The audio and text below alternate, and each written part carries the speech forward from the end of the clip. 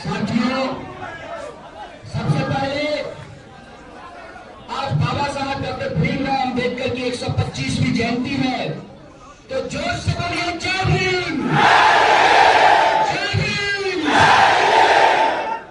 साथियों, आप सब लोग जानते हैं क्योंकि आप नागपुर के लोग हैं, बाबा साहब के योगदान को जानते हैं, उनके संघर्ष को जानते हैं, उनके इतिहास को जानते हैं, क्योंकि आपके पास उनकी दीक्षा भूमि है। तो हम नागपुर के तमाम लोगों को आज इस महान दिन के अवसर पर उस महान बाबा साहब को याद करते हुए आप नागपुर वासियों को बधाई देना चाहते हैं, आप महाराष्ट्र के लोगों को बधाई देना चाहते हैं।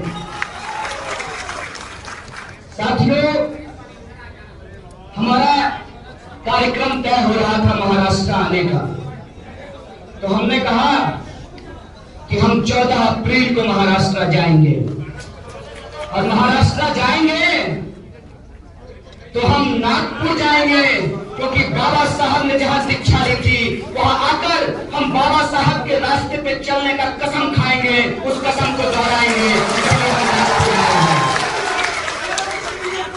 कुछ लोगों ने कहा कि कुछ लोग आपका विरोध कर रहे हैं। हमने कहा विरोध करना उनका लोकतांत्रिक अधिकार है, और उनको ऋणी होना चाहिए बाबा साहब भीमराव अंबेडकर का, जिन्होंने संविधान बनाया और सबको लोकतंत्र में बराबर ला करके खड़ा कर दिया। लेकिन विरोध करने का ये कतई मतलब नहीं होता है कि आप पत्थर चलाएं।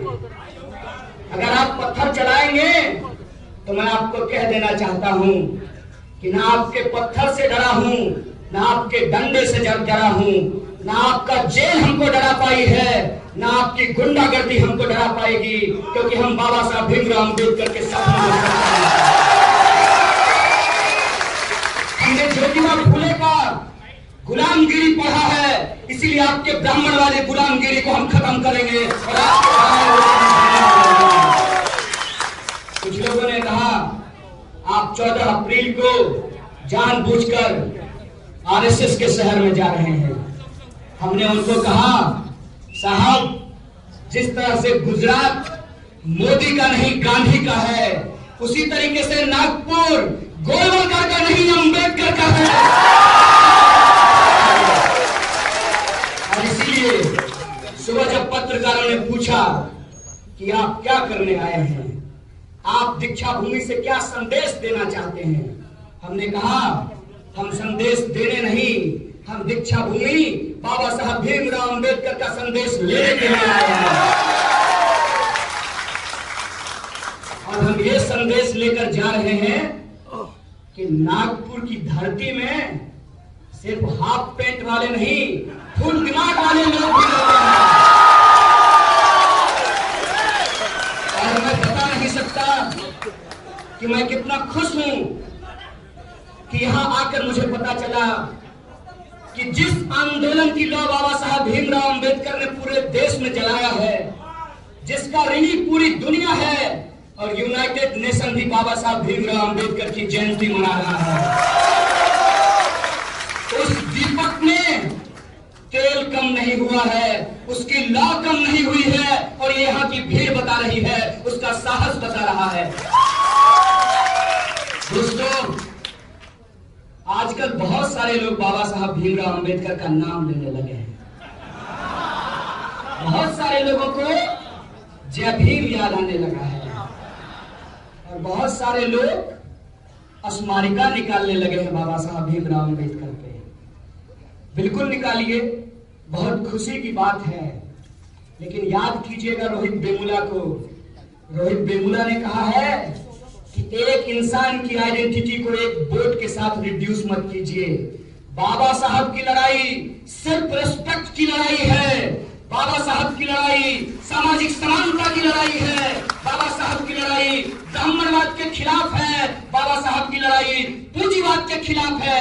और अगर आप ब्राह्मणवाद के खिलाफ नहीं हैं, अगर आप पूंजीवाद के खिलाफ नहीं हैं, अगर आप छुआछूत और ऊंच नीच के खिलाफ नहीं हैं, तो आपके मुंह से बाबा साहब भीमराव अंबेडकर का नाम अच्छा नहीं लगता है। बिल्कुल तस्वीर लगाइए, बिल्कुल उनको याद कीजिए। लेकिन बाबा साहब भीमराव अंबेडकर ने मनुस्मृति जलाया था। है हिम्मत तो जलाइए मनुस्मृति को, तब हम समझेंगे कि अब बाबा साहब भीमराव अंबेडकर के सपनों को सच करना चाहते हैं। हालांकि आपसे कोई उम्मीद नहीं है।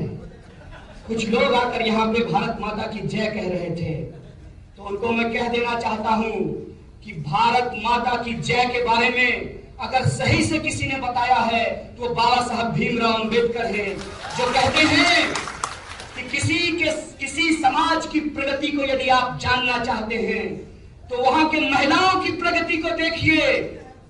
बेशक लगाइए भारत माता की जय, हम भी आपके साथ मिलकर लगाएंगे। लेकिन बताइए कि हिंदुस्तान के अंदर महिलाओं के ऊपर जो अत्याचार किया जा रहा है उसके बारे में आप क्या कहना चाहते हैं? मोहन भागवत जी जो कह रहे हैं कि महिलाओं को घर से बाहर नहीं निकलना चाहिए, उसके बारे में आप क्या कहना चाहते हैं? ये सवाल हम आपसे पूछना चाहते हैं। नारों से देश नहीं चलता, वादों से देश नहीं चलता। देश चलाने के लिए आपके पास विजन होना चाहिए, और ड्रेस बदल लेने से लोगों का विजन नहीं बदल जाता। मैं कहना चाहता हूं, शांत हो जाइए, शांत हो जाइए, शांत हो जाइए, शांत हो जाइए, शांत हो जाइए। खाली बात।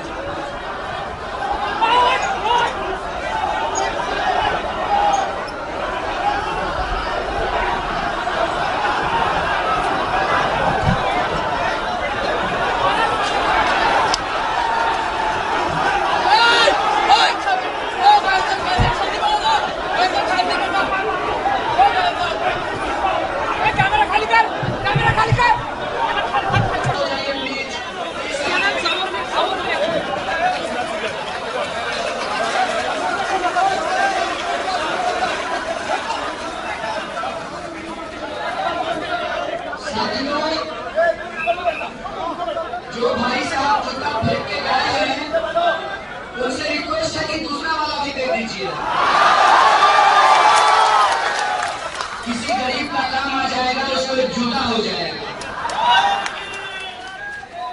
और एक बात, दीक्षा भूमि में मेरी चप्पल खो गई है तो मुझे अंदाजा है कि बाहर गर्मी बहुत है, तो अगर आगे कोई जूता फेंके तो साथ में एक जोड़ी चप्पल एक्स्ट्रा लेकर के आइएगा, बाहर गर्मी बहुत ज्यादा है।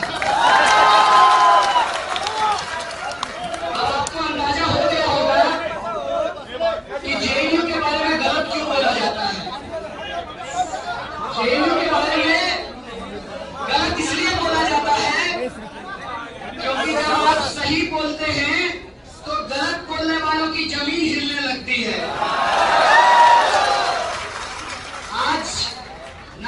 इस धरती से मैं कुछ बोलना चाहता हूं। हालांकि मैं जितने कार्यक्रम में गया हूं इस सवाल पे आज तक मैंने कुछ भी नहीं बोला है। भाई साहब, आप लोगों से रिक्वेस्ट है, हमने अभी गांधी और बाबा साहब भीमराव अंबेडकर का नाम लिया है, शांत हो जाइए। इनके बस का नहीं है, ये हमारा कुछ नहीं बिगाड़ सकते, आप चिंता मत कीजिए, आप शांत हो जाइए। और आप मीडिया पर्सन से रिक्वेस्ट है कि आप हट जाइए।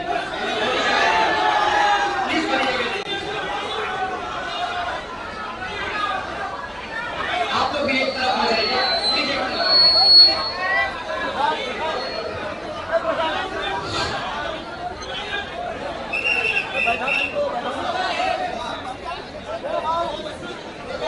प्लीज शांत हो जाइए।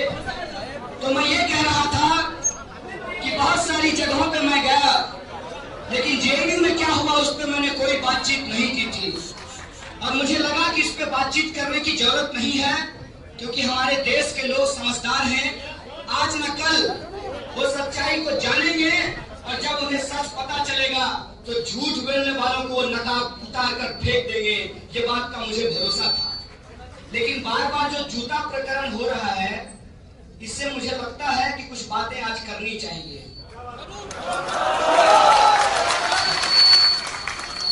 सबसे पहली बात, ये जो लोग भारत माता की जय बोल करके संविधान की धज्जियां उड़ाते हैं, इनकलाब जिंदाबाद बोल करके लोगों के ऊपर हमला करते हैं, ये नारों को बदनाम करने वाले लोग हैं।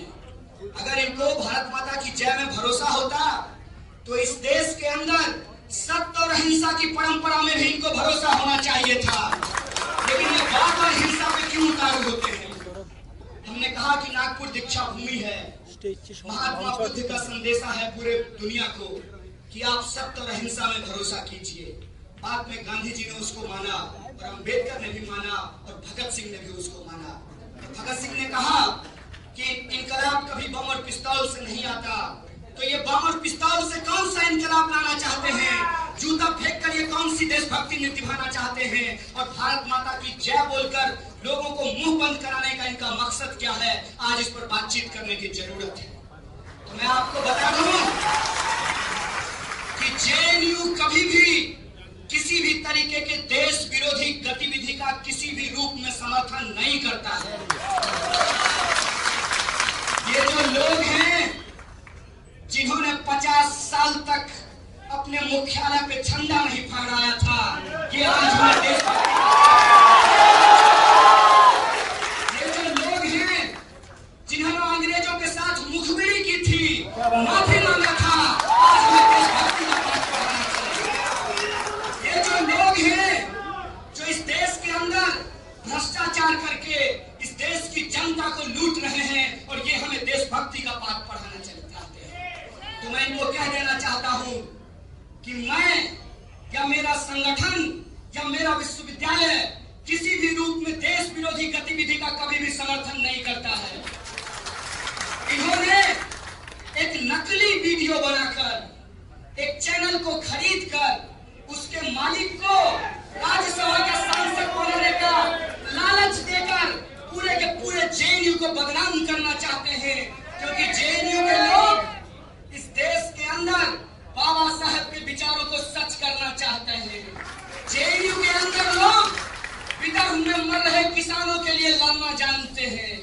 जेएनयू के अंदर लोग मराठवाड़ा के अंदर जो समस्या है उस पर बातचीत करते हैं। जेएनयू के अंदर इस देश के अंदर जो गरीबी, भूखमरी और अशिक्षा और बेरोजगारी है उस पर बातचीत करते हैं। इसीलिए इन्होंने जेएनयू पे हमला किया है। मैं आपको कह दूं कि किसी भी रूप में वहां का कोई भी विद्यार्थी किसी भी तरीके की देश विरोधी गतिविधि में कभी शामिल नहीं था। एक बड़ी साजिश के तहत विश्वविद्यालय को बदनाम किया गया है, हमारे शिक्षकों को बदनाम किया गया है, हमारी छात्रा साथियों को बदनाम किया गया है।